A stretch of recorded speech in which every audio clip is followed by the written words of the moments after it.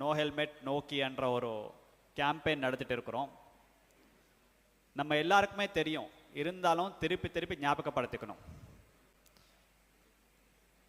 சாலை விபத்துன்றது பல்வேறு காரணங்களுக்காக நடக்கலாம்.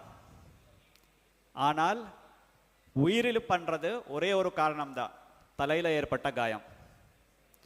கடந்த ஆண்டு பார்த்திருக்கிறோம்னா சேலம் மாநகரத்தில் இருசக்கர வாகனத்தில் ஏற்பட்ட உயிரிழப்புகள் மட்டும் 144.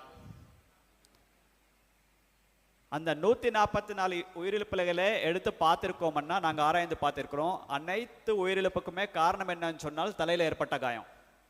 நம்மளே நிறைய பார்த்திருக்கிறோம். நம்மளுடைய நண்பர்கள், உறவினர்கள்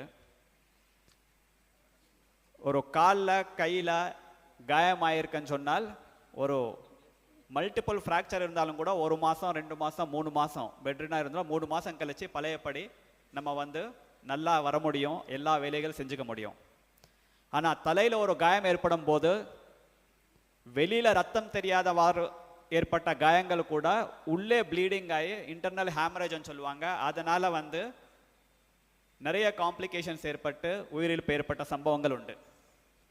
அதனால நம்ம தலைப்பகுதின்றது ரொம்ப சென்சிட்டிவ் பகுதி. அந்த தலைக்கு பாதுகாப்பு இல்லாமல் நம்ம இருசக்கர வாகனம் ஓட்டக்கூடாதுன்றத முறை. அது சட்டத்தில் இருக்கிற முறை மட்டும் இல்லை, நம்ம எல்லாமே உணர்ந்து அது கடைபிடிக்கணும். போலீஸில் செக் பண்ணுவாங்க, ஃபைன் போடுவாங்கன்றதுக்கு இல்லை. நம்மளுடைய உயிர் பாதுகாப்பு கருதி நாம் ஹெல்மெட் பயன்படுத்தணும். நான் பயன்படுத்துறது மட்டும் இல்லை, என்னுடைய உறவினர்கள், என்னுடைய நண்பர்கள், என்னுடைய குடும்பத்தார் யார் இருந்தாலும் நம்ம ஹெல்மெட் இல்லாமல் பயணிக்கக்கூடாதுன்ற ஒரு உறுதியாக நம்ம இருக்கணும். இன்னொரு முக்கியமான விஷயம், நான் சொன்னேன் இப்போ 144 பேருன்னு சொல்லி கடந்த ஆண்டு உயிரிழந்தது இருசக்கர வாகன விபத்தில் மட்டும். அதில் நாங்கள் திருப்பி எடுத்து பார்த்தா 32 பேர் பினியன் ரைடர், வண்டியில் பின்னாடி உட்காந்து போகிறவங்க, முன்னாடி உட்காந்து போனவங்க இல்லை.